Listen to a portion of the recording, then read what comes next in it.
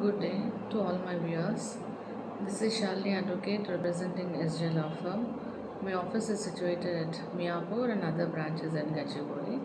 Today I want to discuss about the mutual divorce.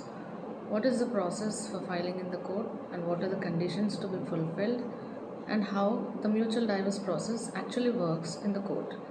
So, mutual divorce, as the name suggests, both the couples have decided to dissolve their marriage mutually. And one of the main conditions is that both the couples must decide regarding the child custody, if at all they have kids, that who will have the custody of the child and what about the visitation rights.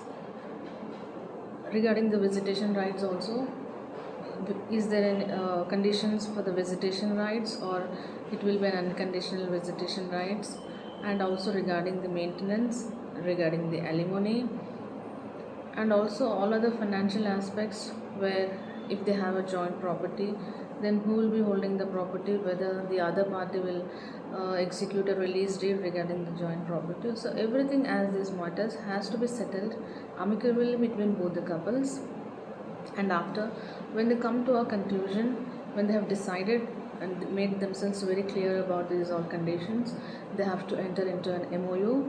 It is always advisable to enter into an MOU where the MOU will contain all the conditions of regarding the child's maintenance, what I have spoken earlier, child maintenance or custody, alimony, assets, everything. And after that, both have together will file a petition in the court. And one more important condition for mutual divorce is that there must be at least 1 year of separation between both the couples. Only after 1 year of separation they can file for mutual divorce.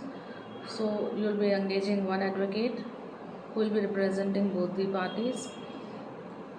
After required documents have been got ready, you will sign the papers.